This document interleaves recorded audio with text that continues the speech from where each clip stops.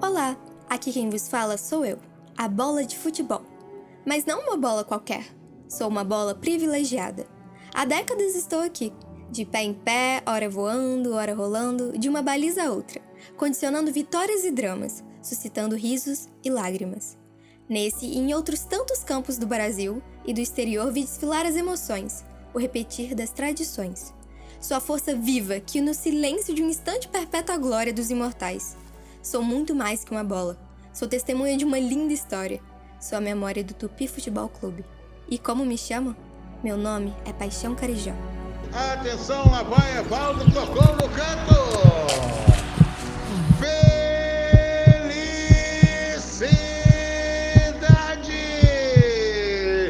Gol!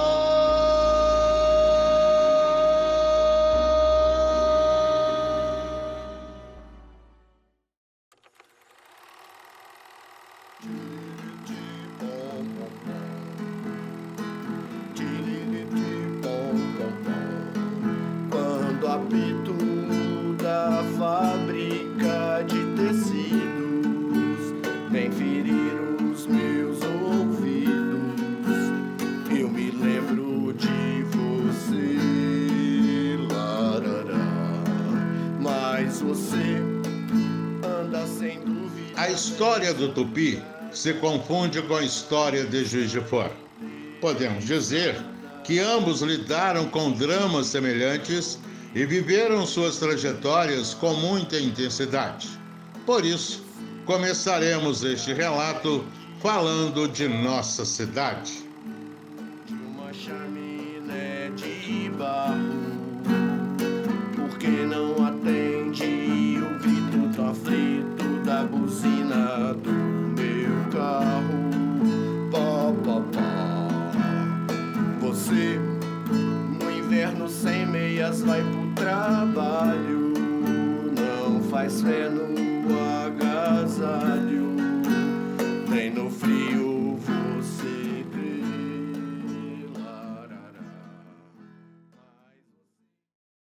Então, Juiz de Fora é engraçado, né? Porque Juiz de Fora surge num contexto de expansão do Brasil, né? A gente tinha a estrada velha, né, que era o caminho antigo do ouro, que saía da região de Ouro Preto e ia para o Rio de Janeiro. Essa estrada ela acaba ficando muito perigosa com o passar dos anos, e aí eles resolvem fazer uma nova construção. E essa nova construção, o caminho real, ele começa a passar aqui por Juiz de Fora, né? E aí você começa a ter, pela vinda da estrada, pela construção, as primeiras povoações, os primeiros grupos se formando aqui na cidade, vivendo no que hoje é a cidade, que é Juiz de Fora. Na época você tinha o costume de vir para as regiões juízes de fora mesmo, para poder atuar, para poder, né, fazer todo esse processo de consolidação do espaço, de consolidação dessa sociedade que estava surgindo. Por isso que o nome, depois de Santo Antônio do Paraibuna e tudo mais, vira o nome de Juiz de Fora. Até então que tem o Henrique Alfred, que era um engenheiro, e aí esse engenheiro ele começa a projetar as primeiras vias aqui da cidade, ele começa a construir o que seria esse centro de Juiz de Fora, com a Barão do Rio Branco, hoje a Avenida Presidente Itamar Franco, a Avenida Getúlio Vargas, e tudo isso próximo ao leito do Rio Paraibuna, seguindo um padrão do povoamento próximo aos rios. Como a água é um bem extremamente importante, imprescindível para você conseguir sobreviver, todos, né, as cidades, os povoados, eles surgem próximos aos rios, e aqui em Juiz de Fora não foi diferente. A Juiz de Fora nasce com o nome de Santo Antônio Paraibuna. A vila, ela não é cidade. Portanto, o aniversário da cidade nem é 31 de maio. O aniversário do município é 31 de maio, foi criado o município, 31 de maio. A cidade é de 56. E a cidade do Alfield era a cidade de Santo Antônio. E a cidade do Mariano, o Mariano vem para cá no comecinho da década de 50, 52, 53, 1852, 1853, e funda uma outra cidade. Essa outra cidade é o que a gente pode dividir comumente em 3 partes, né? A colônia de cima, que a colônia de cima era a colônia Dom Pedro. Era uma colônia agrícola, que vai ser ocupada em 1858. O Mariano traz um povo de origem germânica, que vai atender a ideia essa, né? Com produtos agrícolas, a sustentação agrícola. Por isso que a colônia chama colônia agrícola Dom Pedro II, não São Pedro. Ficava hoje o bairro São Pedro. A colônia do meio, que corresponderia mais ou menos, grosso modo, que é Borboleta hoje, São Vicente, né? Borboleta. E a colônia de baixo, que é a primeira colônia, o primeiro processo de ocupação, que é a Village. Village é como se eu pudesse dizer para você, hoje é a extensão do bairro Mariano Procópio pelo bairro Fábrica. Onde hoje é o bairro Fábrica, nós tivemos ali um processo de implantação da estrada do Alfield de 1840. Aquilo ali é o que vai dar origem à cidade da margem direita do Paraíba. Mariano Procópio é um cara responsável pela criação basicamente de outra cidade. Enquanto a gente tinha a vila de Santo Antônio, a gente tinha a cidade do lado de cá do Mariano, que na verdade era Juiz de Fora, era chamada Juiz de Fora. Então o Mariano implanta aqui um verdadeiro sistema urbano, mantidas as proporções para a época, que era no metade do século XIX. Ele cria uma estrada, que é a estrada para Rio Novo, que é onde ele plantava café, ele tinha café. Na verdade também não era um Rio Novo do jeito que a gente conhece hoje, né? Era Piau, Goianá, nada disso existia como entidade. Era tudo Barbacena, Como o Juiz de Fora foi Barbacena. Então ele tinha lá e ligava Rio Novo, as terras dele aqui, pela estrada, chamada estrada de Rio Novo, e que aqui, perto da casa dele, vai se constituir na atual Avenida Rui Barbosa. E a Avenida Rui Barbosa era a estrada de Rio Novo, só que era uma estrada, obviamente, nesse momento. O Mariano cria ali a estação de troca de mula, na verdade a estação inicial da estrada União Indústria. A estrada União Indústria é a única estrada que não passava por Juiz de Fora. Ela começava em Juiz de Fora. Era ligava Juiz de Fora até Petrópolis, eram 144 quilômetros, né? De 12 em 12 quilômetros você tinha uma estação de mulas, que era mais ou menos 2 léguas, o que uma junta de mula conseguia andar, chegava nessa estação, trocava, e a estação inicial era a estação aqui do Mariano Procópio, que depois, mais tarde, vai virar a estação ferroviária. O processo urbano em Juiz de Fora, ele não necessariamente ele tem umas particularidades. Uma delas é essa. Na verdade, você não tem uma expansão de um ponto. Você tem a junção de 2 pontos que crescem. 2 ou 3. Nesse momento, que é o momento inicial de formação do município, primeira década de formação do município, que é a década que se cria o município, e que também veio o Mariano para cá, você tem 2 núcleos muito bem definidos. Um núcleo de Santo Antônio, que é o que corresponderia mais ou menos hoje ao centro da cidade e o Alto dos Passos, e um outro núcleo que é o núcleo do Mariano Procópio, que não chamava-se, obviamente, Mariano Procópio, eram as terras do Mariano Procópio, onde hoje tem um museu, onde hoje tem um lago. O lago do museu é uma coisa fantástica, né? Pensada lá em 1860, a União Indústria de 1861, ela é inaugurada em 1861, uma particularidade muito interessante também. Do ponto de vista geográfico, ela foi inaugurada, a viagem inaugural aconteceu no dia 23 de junho de 1861. A viagem inaugural, que foi a viagem da família imperial Dom Pedro, saindo de Petrópolis, 5h12 da manhã, e chega em Juiz de Fora, na verdade chega nas terras da Casa do Bariano 5h12 da tarde. São 12 horas, e que acaba virando um livro depois publicado em 1872 pelo Clumb. O Clumb era o fotógrafo da família real, família imperial, melhor dizendo, que vem nessa primeira viagem. E ele vem fotografando, uma espécie de fotografia da época, que não era bem uma fotografia. Então ele escreve um livro cujo nome é exatamente isso: Guia do Viajante de Petrópolis ao Juiz de Fora. 12 horas de diligência. As 12 horas de diligência que eram um avanço, naquele momento histórico era um avanço, né? As 12 horas de diligência, que saindo de Petrópolis e vindo até Juiz de Fora.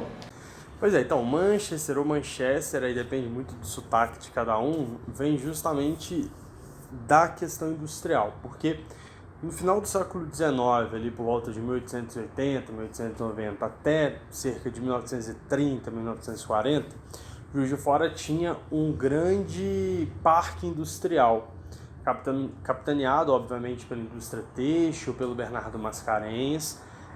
Você tinha, então, uma série de fábricas que levavam ao desenvolvimento da cidade e, ao mesmo tempo, traziam muita infraestrutura, porque para você poder manter essas fábricas, por exemplo, você precisava de desenvolvimento em termos de eletricidade. Então a gente tinha aqui a usina de Marmelos, que foi uma das primeiras do mundo a ser construída e gerar energia elétrica de forma urbana, próximo ao que a gente encontra hoje em todas as cidades. Então esse conjunto de fatores, um desenvolvimento industrial, um desenvolvimento econômico, um desenvolvimento em infraestrutura, fez com que a cidade passasse a ser conhecida como Manchester ou Manchester Mineira, em alusão à cidade inglesa, que também é conhecida pelo seu parque industrial, pelo seu desenvolvimento urbano e também pelo desenvolvimento econômico. Você lembra se Juiz de Fora tinha muita indústria? Como é que era essa coisa, né? Bom, tinha, mas eu não sei o nome de nenhuma delas. A única, mais antiga é Mascarenhas. E você lembra quando construiu o Espaço Mascarenhas? Não, eu trabalhei mesmo. Você trabalhou, né? Como Trabalhei. é que foi trabalhar lá? Eu tecia, era tecelona. Juiz de Fora tinha muita coisa de pano, né? Tinha. Tinha mais, mas ali, por exemplo, eu não lembro o nome dela. São Vicente, que tinha no Barranco. São Vicente não era muito famosa ainda não, mas assim, né, esses lá de baixo era mais, porque a gente era mais nova. Eu, por exemplo, trabalhei no Mascarenhas. O que a gente assiste em 1880 é uma mudança, inclusive, das relações capitalistas. Porque também é o fim da escravidão, 1888. E a importação de mão de obra italiana. Então você tem a substituição, a passagem, importantíssima do ponto de vista econômico, da mão de obra escrava para a mão de obra salariada. E por outro lado, a energia elétrica está fazendo aquilo, está matando um dito popular.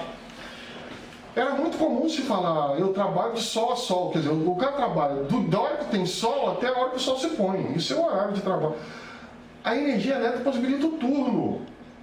A energia elétrica muda as relações de comerciais, as relações empresariais, as relações de trabalho. É uma escala. Né? A cidade está num outro patamar. A cidade está num outro nível. Né? E vai culminar isso com a indicação de Juiz de Fora, em 1893, para ser a nova sede da capital do estado. Eram 5 localidades que concorriam e entre essas 5 estava Juiz de Fora. E não é aprovada por outras razões. As localidades ficam preteridas em relação a criar-se uma nova cidade aqui em Belo Horizonte. Mas enfim, estava lá, constava na lista, exatamente por causa dessa infraestrutura econômica que tinha, mas por outro lado, contrastando com essa péssima qualidade de vida. Se de um lado a gente tem a inauguração nessa mesma época de todos esses equipamentos urbanos e tal, tem também, por outro lado, a criação de um punhado de órgãos e organismos exatamente preocupados com a saúde pública. A Sociedade de Cirurgia e Medicina de Juiz de Fora, que existe até hoje, está lá na rua Braz Bernardino, está lá, é de 1889. No ano seguinte é criada a Liga Mineira contra a Tuberculose, que era outro problema, em 1890. Então nós estamos sempre dentro desse mesmo período. Esse período foi um período caracterizado por esse paradoxo. A cidade era ao mesmo tempo de uma economia fantástica e de uma precária condição de vida urbana. Nós estamos iniciando o processo urbano. Juiz de Fora, a gente conhece Juiz de Fora do jeito que ela é hoje, porque ela passou por uma série de processos de aterramento, né? Não era nada do que a gente via hoje, o Rio Paraibuna, onde hoje a Avenida Presidente Itamar Franco tinha um córrego chamado de Córrego da Independência, que foi depois aterrado e hoje se torna, né, uma das principais avenidas aqui da cidade. Juiz de Fora sofreu com uma série de problemas de alagamentos, então há alagamentos considerados históricos aqui na cidade, por volta de 1930, 1940, onde muita água chegou ali na região que hoje é a Avenida Getúlio Vargas. Então, Juiz de Fora, ela passa por um processo mesmo de urbanização para evitar esse tipo de problema. Nós morávamos no bairro da Estação, né, atrás da estação. Então, quando chovia, o rio enchia, nós ficávamos tudo em cima da mesa. Meu pai punha todo mundo em cima da mesa. Nós morávamos atrás da estação. E a água chegava e entrava dentro da casa? Entrava, passava por baixo. O Passalha tem um livro importantíssimo que fala do patrimônio de Juiz de Fora. E ele usa uma expressão fantástica para aquela área onde hoje está a Praça Antônio Carlos. Ele chama aquilo ali de Porta da Cidade. Por quê? Porque é por ali que se entrava em Juiz de Fora através da União Indústria. E era uma região absolutamente deprimida. Aquilo ali era um pântano, uma região pantanosa, uma região onde o Paraibuna passava rente ali. O Paraibuna passava na margem da União Indústria naquele momento. E essa situação é extremamente agravada com a implantação da ferrovia. A ferrovia chega em Juiz de Fora em 1875. Em 1875. Ela chega em 1875. E quando foram implantar a ferrovia, que é obviamente retilínea, ela provoca uma seção, um seccionamento, um cisalhamento do Paraibuna. Então o Paraibuna fica com um meandro abandonado ali. E aquele meandro abandonado, juntando com o brejo, que era comum da época, a região pantanosa, acabava tornando essa porta da cidade uma área deprimida do ponto de vista urbanístico. Não se desenvolvia, não era ocupado, exatamente porque era muito precária a situação ali. O Bernardo Mascarenhas é um cara que vai promover uma modificação fatal nessa região que eu descrevi ainda há pouco, a região da Praça Antônio Carlos. Por quê? Porque ali vai passar por um processo de urbanização. Tudo aquilo vai ser aterrado. Tudo aquilo vai ser aterrado. Então aquilo passa a ser integrado ao processo urbano. Mas como era uma área, de certa forma, barata, porque era um brejo, as grandes companhias se interessam por ali. Então quem que vai para ali? Ali vai se instalar a própria companhia do Bernardo Mascarenhas, por uma facilidade óbvia de chegada da energia elétrica de Marmelos, através de uma outra obra que está presente ali até hoje, que é o Castelinho da CME, da Companhia Mineira de Energia Elétrica. É tudo nessa época, final da década de 1880. E isso vai atrair, por sua vez, outras obras, como, por exemplo, a grande, imensa fábrica da Pantaleone Arcuri, Spinelli, que era uma fábrica de... É difícil até explicar isso hoje, que era uma fábrica de implementos de construção civil. Eles faziam ladrilho, faziam essas coisas que hoje são comuns e que na época era uma raridade alguém fazer isso. Faziam telhas, faziam uma empresa fortíssima. Essa situação vai mostrar uma outra cidade. A cidade vai estar se urbanizando. E nossa economia, nesse momento, está dividida entre duas fontes muito legais. Uma economia municipal, que vem do café, dos distritos, e uma economia urbana, que vem do processo industrial. Industrial, sobretudo, nesse momento, a partir da década de 1880, das indústrias têxteis. São grandes conjuntos arquitetônicos. até hoje, né, a Bernardo Mascarenhas está aí, né, hoje um espaço Mascarenhas, espaço comercial, mas ali era uma fábrica de tecidos, né, toda enjanelada, toda, não é, bonita, uma construção bonita. A atual Fonseca Hermes, ela corresponde ao que era preternitamente chamado de Rua do Sapo. Isso mais ou menos quando? Só para posicionar, é em torno de 1860, da década de 1860. Ou seja, do início do processo embrionário, do processo de ocupação. Aquela chamava-se Rua do Sapo, até também como uma forma depreciativa. Por que Rua do Sapo? Porque era um brejo. Era constantemente alagada pelas inundações do Paraibuna, das fartas e numerosas inundações do Paraibuna. Ali, obviamente, por estar muito próximo do curso d'água, sofria periodicamente com as inundações do Paraibuna. Ao ponto dos próprios moradores dessa rua solicitarem à Câmara Municipal a troca do nome da rua, de Rua do Sapo, a Rua do Conde D, que era também, obviamente, na época, o que se tinha de pompa, né? Seria uma evolução, entanto, passar de sapo para príncipe. Não é? Isso é bem conto de fada, né? Passada da Rua do Sapo, a Rua do Príncipe, do Conde D. Era uma solicitação. Ela teve esse nome, chamou-se Conde D antes de chamar Fonseca Hermes. Mas a Fonseca Hermes, nesse momento, a Rua do Sapo, nesse momento, ela é caracterizada por ser uma rua que abrigava várias casas de prostituição. E nesse momento, as casas de prostituição, elas haviam até, de certa forma, uma competição com a outra localidade onde se concentravam casas de prostituição, que era a Rua Santa Rita. A Rua Santa Rita também era uma rua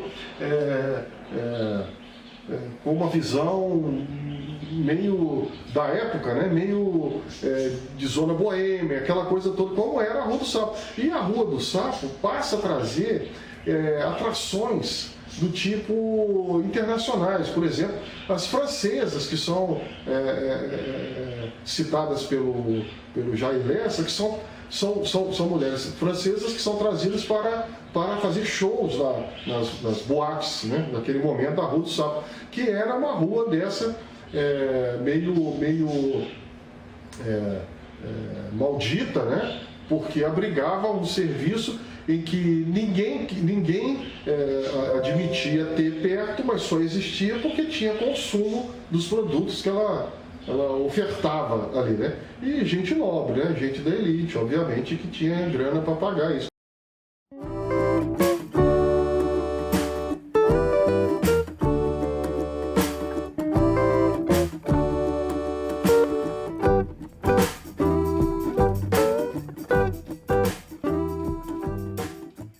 E foi nesses pântanos que os sapos viraram príncipes, nascendo assim os nossos times centenários de Juiz de Fora.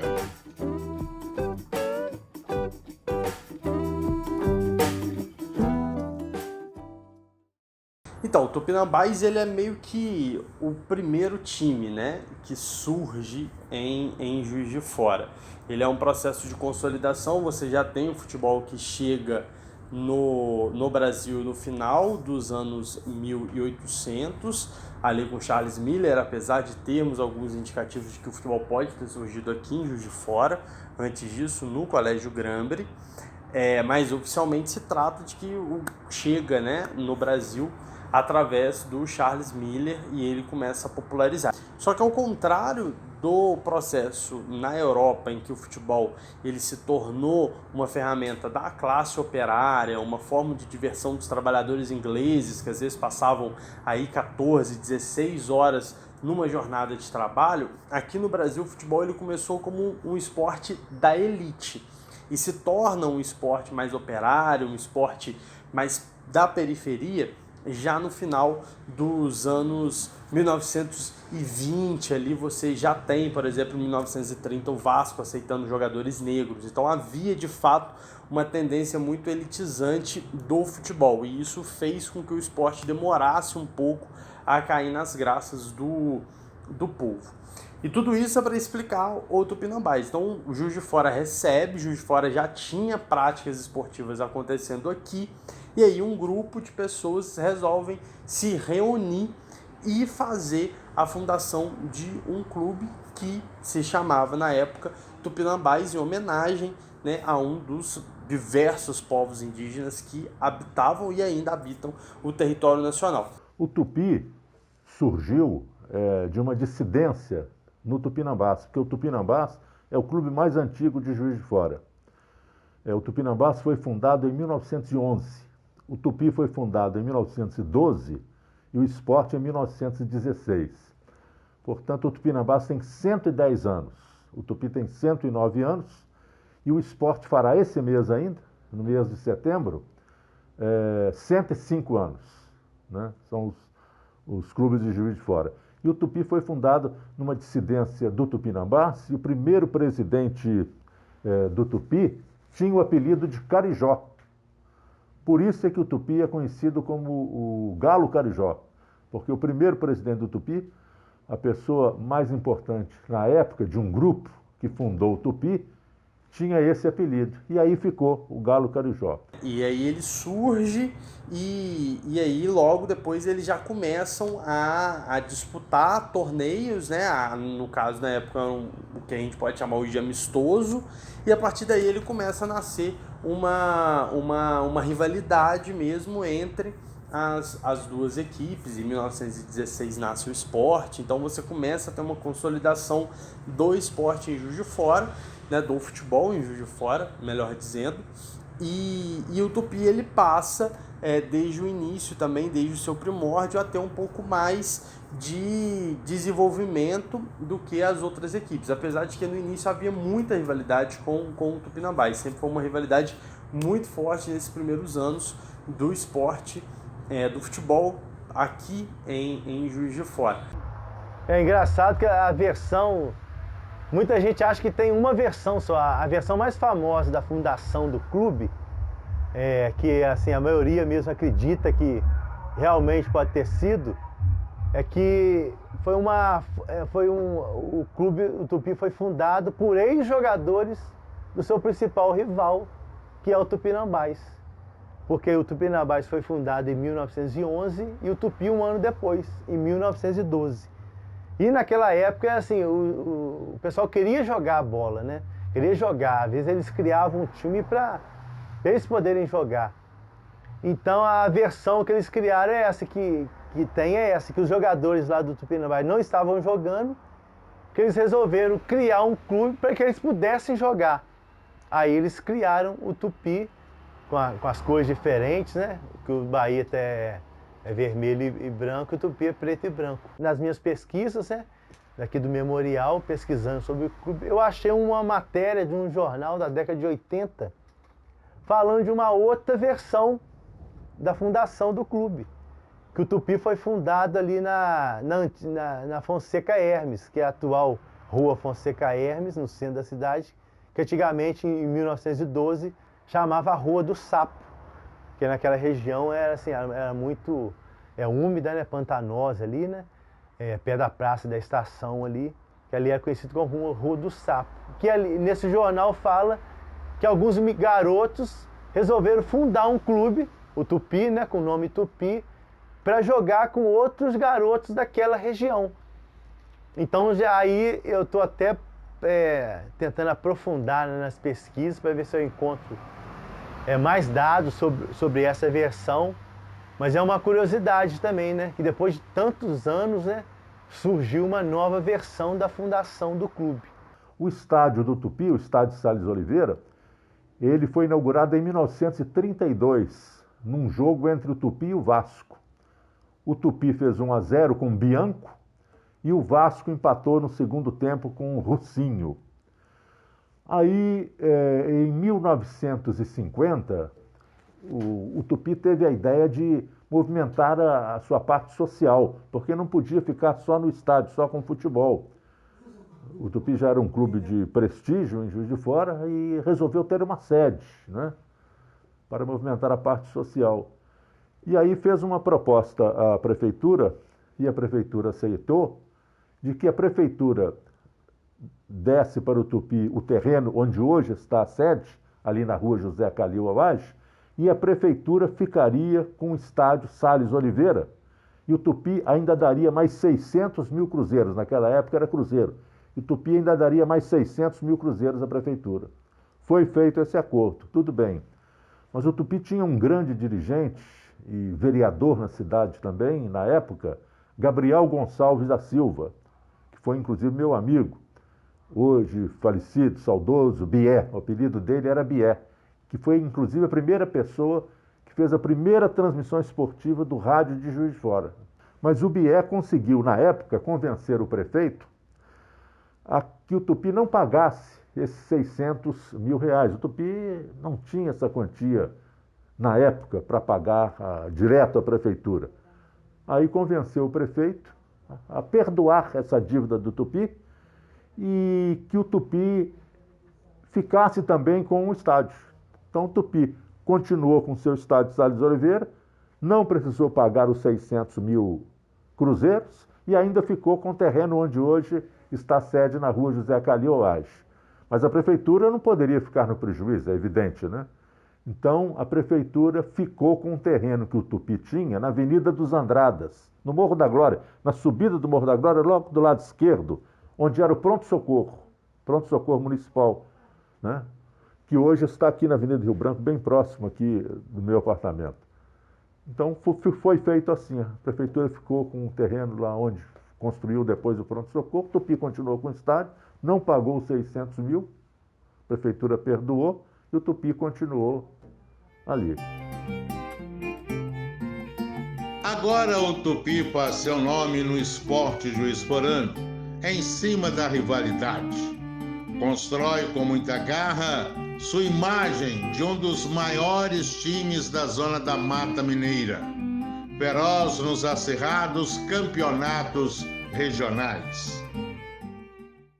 Você lembra que o Tupi era conhecido na cidade? Demais. Era muito, mas muito mesmo. Era um dos primeiros times, né? Era Tupi, Esporte, Tupinambás, Esporte. Tinha outros nomes, mas não lembro, né? Assim, outros times, né? Mas não esses lembro. eram os mais famosos mesmo. Hein? Esses eram os mais famosos mesmo. Eram os mais famosos. Era Tupi, Tupinambás, Esporte. Tinha um outro que eu não lembro o nome dele. Mas, né? A partir da década de 30, 40 e 50, que essa rivalidade se consolidou ainda mais.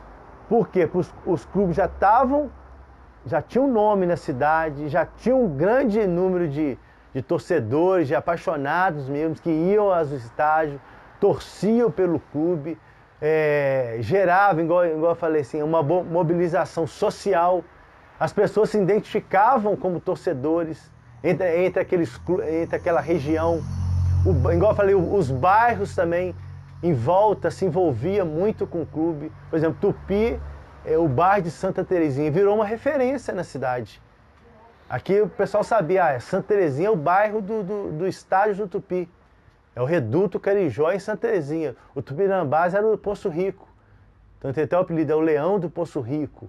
Então a própria região da cidade, que tinha até uma rivalidade entre as regiões, né? O Esporte, que era mais central ali na Avenida Rio Branco, no Mergulhão ali. Então e era uma rivalidade muito, eu acho que, assim, apesar dos principais clubes, né, o Tupinambás e o Esporte, terem parado com o futebol profissional por alguns anos, né, só o Tupi praticamente ficou sua vida toda com futebol, às vezes nos últimos anos essa rivalidade diminuiu um pouco. Mas na década de 40, 50, 60, até extrapolava um pouquinho os limites, né, daquela rivalidade sadia, né. É legal, tem uma passagem também muito importante na história do Tupi, que foi a década de 40, que o clube ficou conhecido como Esquadrão de Aço. Eu acho que essa década de 40 aí foi a consolidação ali do clube do Tupi como grande, assim, representante mesmo, até de torcida, ganhou muitos torcedores, que o Tupi e o Tupinambás sempre rivalizaram quem tinha a maior torcida da cidade. Então, a partir da década de 40 e 50, principalmente com esse Esquadrão de Aço da década de 40, que o Tupi, da década, né, de 40, ganhou 6 títulos dos 10 disputados nessa época. Então contribuiu muito para essa consolidação do clube, não só de Juiz de Fora, mas também da região. O clube também ficou muito forte, ficou muito conhecido na região aqui da Zona da Mata, né? Então essa década de 40 foi muito importante. A década de 50 consolidou ainda mais o clube também, principalmente quando o clube também começou a trazer clubes de fora. Esse intercâmbio, principalmente com os clubes do Rio, foi muito importante, que era tradicional na década de 50 ter os famosos quadrangulares de futebol, né? Que era Tupi, Tupinambás e Sport, eles sempre convidavam um time de fora. Esse quarto time era de fora. Então vinha muitos clubes do Rio, de BH, da capital, jogar aqui na cidade. Então essa década de 50 foi muito importante para consolidar realmente, principalmente o Tupi. Eu acho que a partir de 40 e 50 o clube consolidou como a maior torcida, como um clube mesmo de grandeza, e por ele também nunca ter deixado abandonado o futebol. A diferença do Tupi para os outros clubes da cidade foi essa. Que ele praticamente, só 2 anos da história dele, que ele não teve futebol profissional. Mas assim, então essas décadas de 40 e 50 são importantíssimas dessa consolidação mesmo como o grande clube da região e da cidade.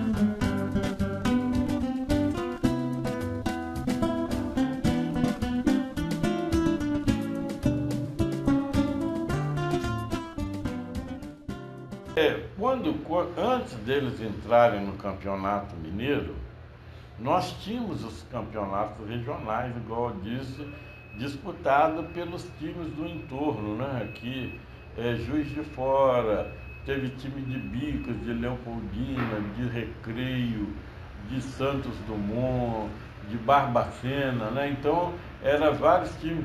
E nesse tempo, né, era muito movimentado, muita paixão, muita participação do torcedor, né? Aí, evidentemente, quando acabaram os campeonatos regionais e que aí, principalmente o Tupi, que fez a carreira mais no campeonato estadual, né?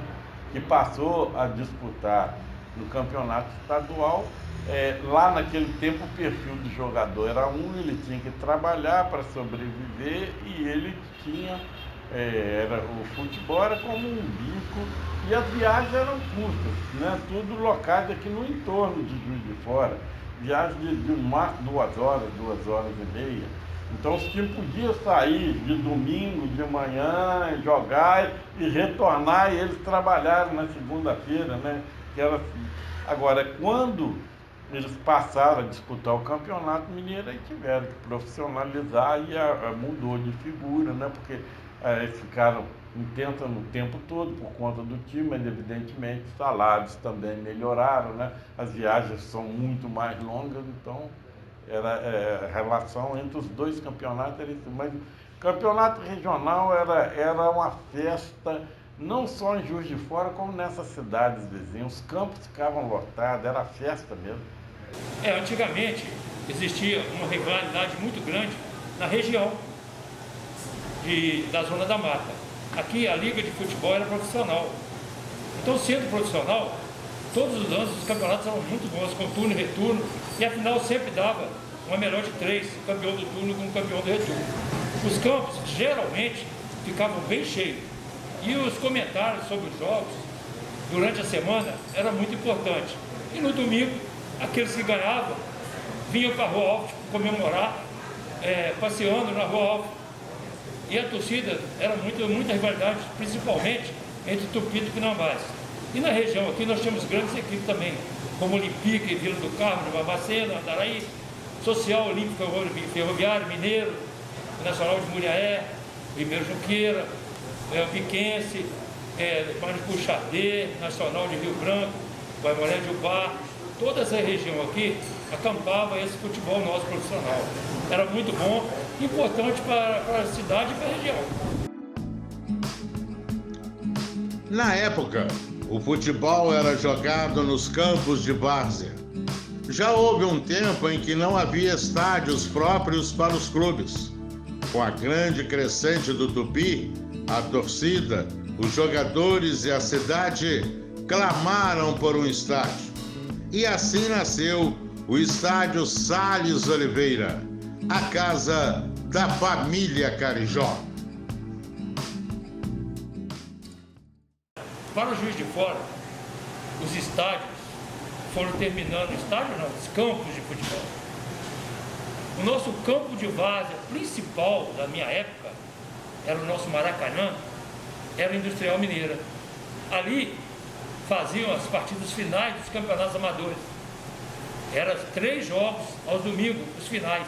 Porque os nossos campeonatos amadores, antigamente, a Liga dividia em 3 regiões, Norte, Sul e Centro. Olha a quantidade de clubes que disputavam o campeonato amador.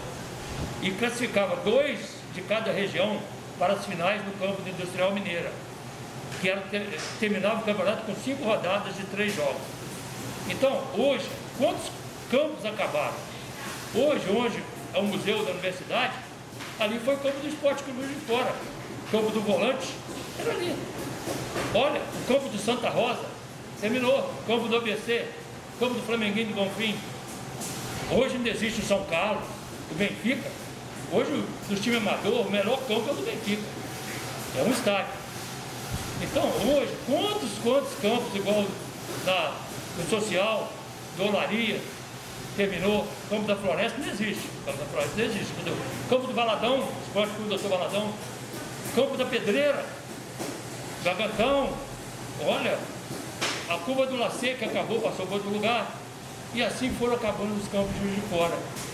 O campo do Senai, o campo do 21, onde é a sede do Tupi. E os campos foram terminando, porque os imóveis foram chegando e os campos foram acabando. Então, Salles Oliveira foi inaugurado em 1932. Apesar do clube ser recente ainda, né? 2012, ter 20 anos da fundação do clube, né? Ele já estava necessitando de um espaço melhor para jogar, até por causa da sua torcida. Foi um momento que a torcida começou a acompanhar mais os jogos, a ir mais nos estádios. E antigamente não tinha estádio, era campos de futebol. A torcida ficava em volta do campo, não tinha um conforto de ter uma arquibancada melhor para assistir os jogos. E foi uma novidade na época. Tem esse fator também, né? Pioneiro, o Tupi também é um fator importante. Ele sempre foi pioneiro em muitas questões, né? E essa do estádio também foi muito importante. Isso também despertou interesse dos outros clubes estarem ou construindo estádios novos, ou reformando os que já tinham, para ter um conforto e pela grandeza que o Tupi tinha na região também. Que o Tupi começou como aqui em Juiz de Fora, mas depois tornou uma potência regional. E ele precisava de um palco, de um espaço melhor, né? E maior também, proporcional à sua grandeza. O clube começou a crescer e as suas instalações, o seu patrimônio também começou a crescer. Então foi um marco também na história do futebol de Juiz de Fora e da região, a construção do estádio, né? O Salles Oliveira aqui em Santa Terezinha. Ali quanto a torcida que você está falando, né? Ali o campo de Santa Terezinha ficava lotado. Isso ali era cadeira de fora a fora. Não tinha confusão, todo mundo enchia os campos. O Tupi chegava ali, eles falavam que a capacidade do Tupi, depois que botaram as arquibancadas atrás dos 2 gols, do outro lado, hoje ali não tem nada, tinha uma arquibancadazinha também, pequena, eles falavam 7 mil, conseguiu botar 10 mil lá dentro. E todo jogo era casa cheia. Pô, e pra gente a torcida ficava do lado, a gente não tinha medo de torcida, a gente julgava. Hoje o nego fala, tem medo de jogar perto da torcida. A gente queria torcida perto da gente. A torcida incentivava a gente, e por isso é a razão que eu te disse antes, do Atlético ficar 8 anos sem vir aqui ganhar da gente. Vim aqui e não ganhar. O estádio, assim, é a nossa casa, eu falo que é a nossa referência. Igual a gente tem a nossa casa, a nossa referência, nosso porto seguro, né? O estádio de Santa Terezinha aqui, né? O Salles de Oliveira é a casa do torcedor que ele joga, a sua referência. O clube ali, o estádio, não é só um estádio em si, com um campo, com arquibancada, um espaço físico. Ali você revive a sua história de vida, né? É um fator também emocional muito grande. É um fator, a memória afetiva do torcedor está muito dentro do estádio, né? Por isso que o estádio, a instalação física é muito importante. É que faz você viajar no tempo, você voltar para o passado, rever a história do clube. O pai, até então administrador do estádio Salles de Oliveira, e após a reforma, né, da época da gestão do senhor Maurício Batista de Oliveira, então ali foram colocadas arquibancadas de estrutura metálica, né, com tábuas, e aquilo ali aumentou a capacidade do estádio Salles de Oliveira.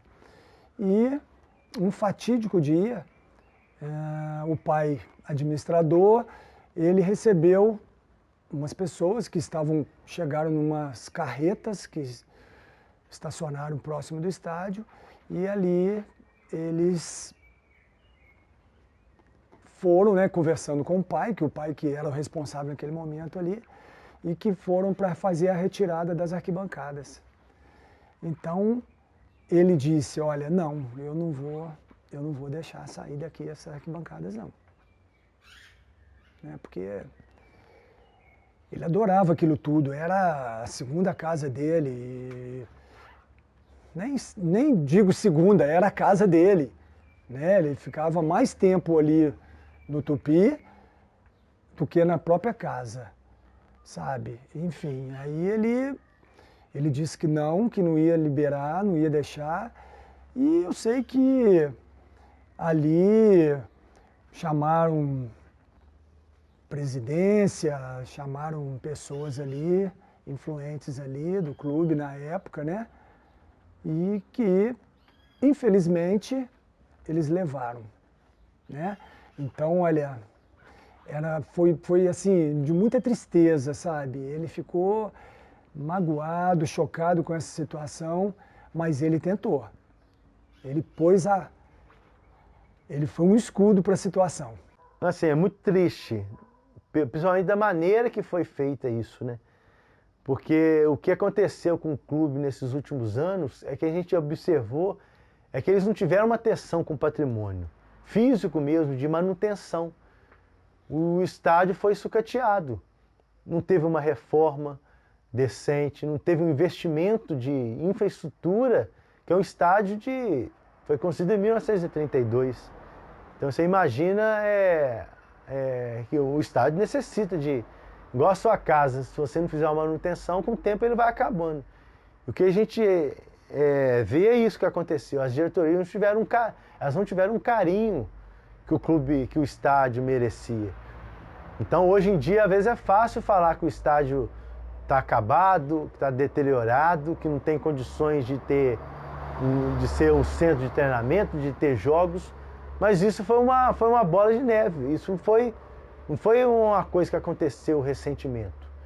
Foi de várias administrações que não tiveram o cuidado necessário de manter um patrimônio do clube em boas condições. Infelizmente chegou o ponto hoje de estar até na justiça agora com essa questão da venda, né, da permuta, né, na verdade a destruição, né, de acabar com o estádio. A gente sabe que as coisas se modernizam, hoje tem as instalações modernas para melhores condições de trabalho, mas assim, do jeito que a administração atual está, A gente também não tem confiança de que o patrimônio sendo vendido, se vai ter um retorno futuro para o clube de questão patrimonial, se o investimento realmente que for feito vai ter um respaldo futuro. Então, na verdade, o que a gente tem é um medo de perder esse patrimônio, de não repor esse patrimônio da maneira ideal e de perder mesmo esse patrimônio, essa memória afetiva mesmo que nós temos, né, do estádio.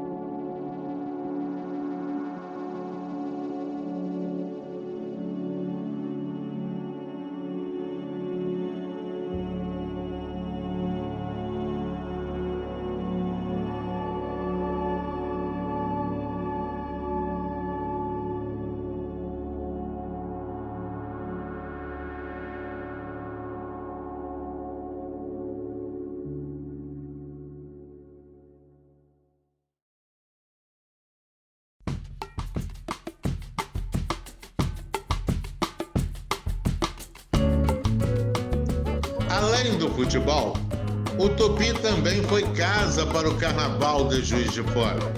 Inclusive, o saudoso hino do Tupi veio do coração do samba.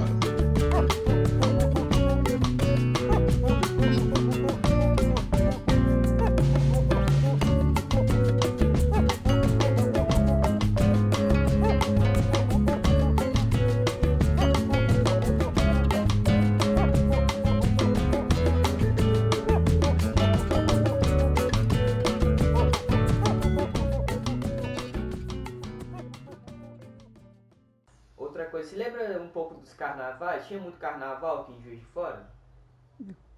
Se tinha? Tinha muito carnaval? Tinha carnaval, tinha curso. Curso, eles devem saber o que é curso, né?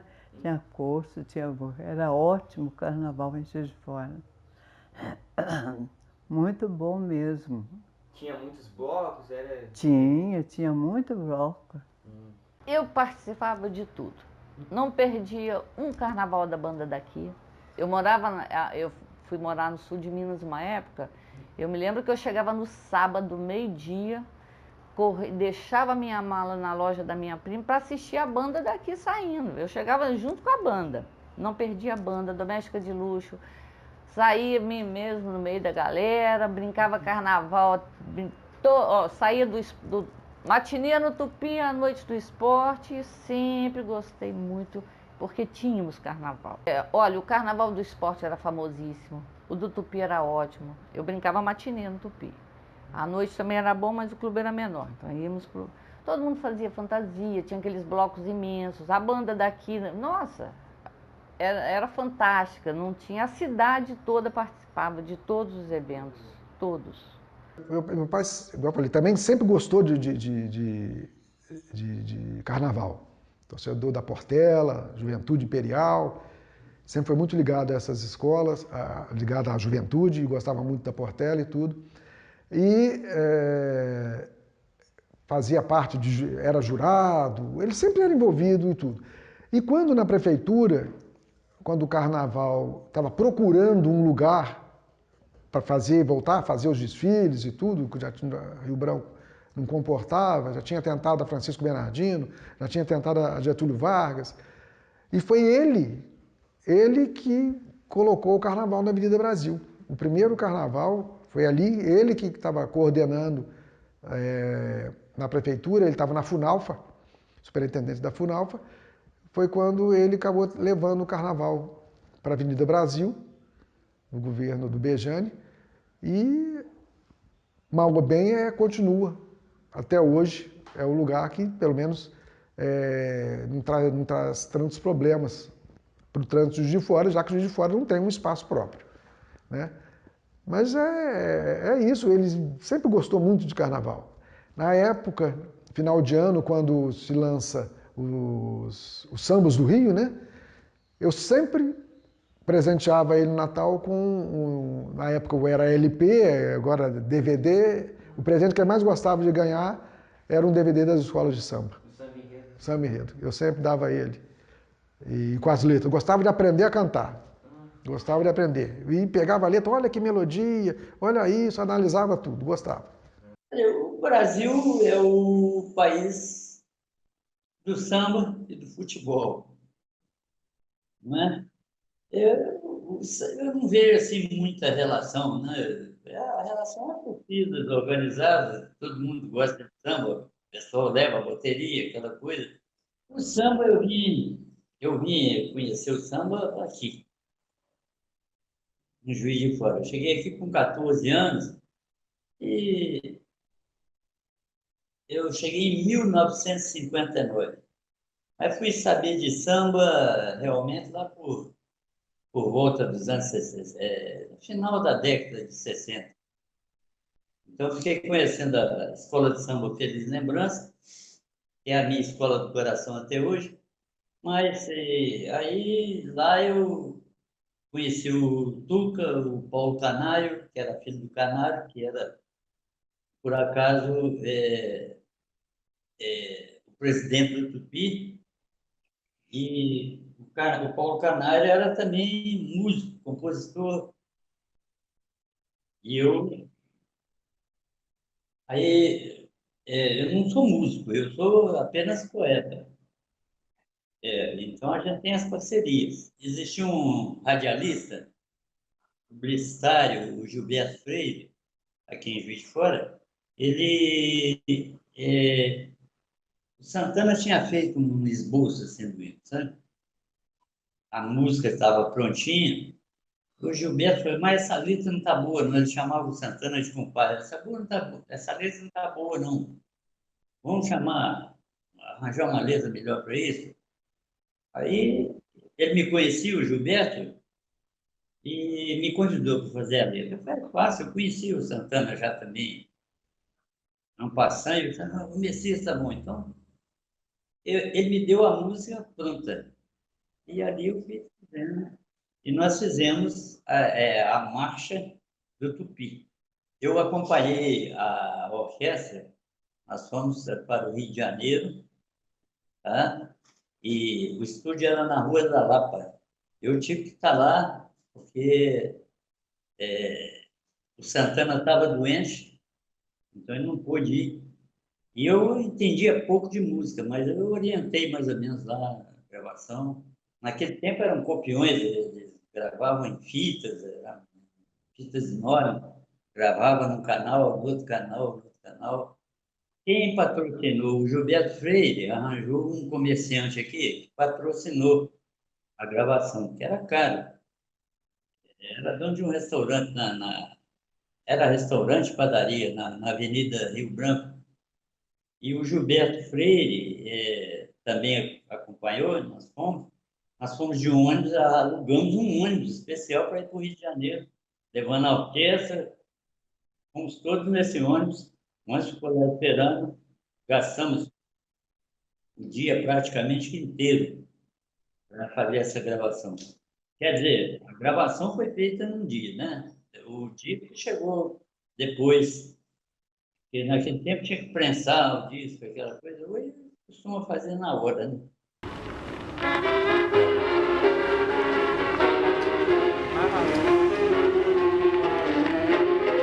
Vão desfilar as emoções, vão repetir-se as tradições. É o Tupi, é o galo, índio, é o coração, batendo, batendo. vibração. Tupi, tupi é união dos campeões, o campeão é força, vida, é muito mais que uma paixão. Eu acho que fui tocado em público a primeira vez. Foi num jogo, acho que do Atlético Mineiro e Tupi, aqui em Santa Terezinha. Nós fomos, eu aluguei, tinha o Sidney. Sidney era baterista, mas mexia com som, era de bicas. Aí nós contratamos o som e montamos o som na arquibancada do Tupi. Na arquibancada. E vamos lá, e a gente anunciava a substituição, para ter uma desculpa de ter o som lá, né? E quando o Tupi fez um gol, eu acho que esse jogo, não sei se terminou empatado, o Tupi perdeu de 2-1, não lembro direito. Mas aí nós tocamos o hino. Então, quando tocou, nem tocou inteiro. O juiz saiu correndo lá do meio de campo e não, pode não. E mandou parar o som e mandou expulsar o som de campo. Nós tivemos que tirar o som. Achei engraçado isso. Dentre essas primeiras décadas, nenhuma se compara aos gloriosos anos 60, mais especificamente ao ano de 1965. A partir desse ano, a história do Tupi nunca mais foi a mesma. A minha trajetória pelo Tupi Futebol Clube se deu no ano de 1960 até 1964. E não posso deixar de mencionar também que o Tupi é um clube que surgiu em 1912, pelas vagas, algumas informações que eu tenho, prestou relevantes serviços à cidade de Juiz de Fora. Eu comecei nos juvenis do Tupi em 1960, vindo das divisões de base do Tupinambás, convidado então pelo atual técnico, Isaías Bagni. Ele que me levou para as fileiras do Tupi quando juvenil. Isso em 1961, 62, 63. Tive a satisfação de ser tricampeão juvenil, inclusive jogando com o Murilo. Em 62, 63, eu fiz parte também da equipe titular do Tupi, que foi campeã da Liga Juiz de Fora de Futebol. Então eu posso dizer, com alguma serenidade, que realmente o Tupi Futebol Clube prestou e presta ainda relevantes serviços ao desposto da cidade de Juiz de Fora. É com grande alegria eu estou gravando esse vídeo para falar um pouco do nosso glorioso Tupi. Meu pai foi jogador do clube nos anos 50, final da década de 50, início da década de 60. Eu, infelizmente, não lembro dele jogando bola, porque meus pais se separaram e eu tinha cerca de 2 anos de idade e não tive muita convivência com ele. Mas, segundo seus amigos me relataram, ele jogava muita bola. O nome dele era Ernalton Fernandes Leão, mas era conhecido como Leão. Essa é a história do meu pai. Agora a minha foi que no Exército Brasileiro eu conheci um sargento, professor de educação física, por nome Cesário, e em 1969, quando eu dei baixa do Exército, ele me convidou para fazer parte da academia de boxe do Tupi, que funcionava no estádio Soares de Oliveira, tanto a parte física quanto a parte técnica. Realmente, eu sempre gostei de futebol. comecei com 8 anos de idade, eu jogava no infantil. Era o mais novo e o menor menino que tinha naquela época. E logo depois eu continuei mexendo com futebol, sempre gostei, sempre foi minha paixão. Mas apanhei muito meu pai, porque era muito bravo, e às vezes eu matava a aula para poder jogar, bater umas peladas, e assim foi a vida toda, sempre gostando do que era o futebol. E, na verdade, escrevi 4 livros sobre o futebol e sempre elogiando aqueles que gostam do futebol. Eu desenvolvi, tinha um bom físico, boa impulsão. E assim levava muita vantagem no cabeceio, principalmente dentro da área.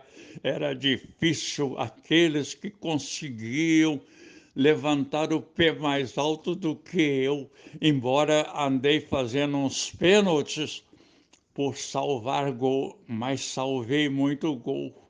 Assim foi minha vida e tentei de todo jeito ser um grande jogador e acabei sendo e fiz parte da seleção mineira no Campeonato Brasileiro, coisa que eu nunca esqueci.